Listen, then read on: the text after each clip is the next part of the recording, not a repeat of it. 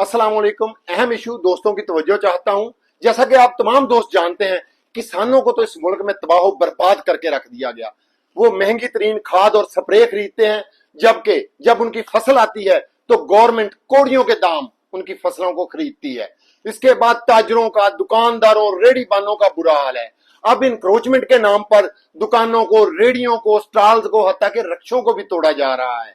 वतन अजीज में मौजूदा सूरत हाल ये है कि मजदूर को मजदूरी नहीं मिल रही, मरीज को दवाई नहीं मिल रही, बच्चों को तालीम नहीं मिल रही और पढ़े लिखों को नौकरियां नहीं मिल रही। तो आम आदमी की सूरत हाल ये है कि वो तो आम आदमी बिजली के बिल अदा नहीं कर सकता। लोग खुदकुशियां कर रहे हैं। जिन जिनको तकलीफ हो रही है वो बेचारे तो चीख रहे हैं, बल्कि उनकी आहो बका आसमानों को चीर रही है।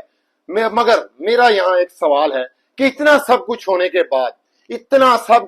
के बाद भी क्या ये मजलूम फिर भी इकट्ठे नहीं होंगे? क्या हम फिर भी इकट्ठे नहीं हो सकते?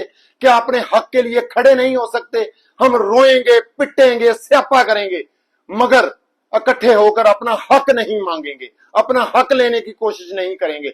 याद रखो, जितना मर्जी रो लो, जितना मर्जी पिट स्यापा डाल लो, इन फरौन सिफ्त हुक्मरानों को तुम्हारी जरा बराबर परवाह नहीं है। जब तक पूरी कौम इकट्ठी नहीं होगी, अपने हक के लिए खड़ी नहीं होगी, तब तक ये जुल्म जारी रहेगा। चलते हैं दबे पांव के कोई जाग ना जाए, चलते हैं दबे पांव के कोई जाग ना जाए। गुलामी के असीरों की यही खास अदा है, होती नहीं जो कौम हक बात पे यकजा, होती नहीं जो कौम हक बात पे यकजा, उस कौम का हाकम ही फकत उसकी सजा है।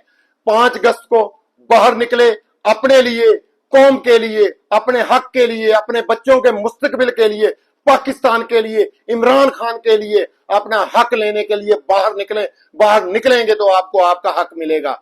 अल्लाह करीम आप सबको हिफ्ज़ो मान में रखे। अल्लाह करीम इमरान खान को हिफ्ज़ो मान में रखे। पाकिस्तान जिंदाबाद, पाकिस्तान तहरीक इंसाफ जिंदाबाद।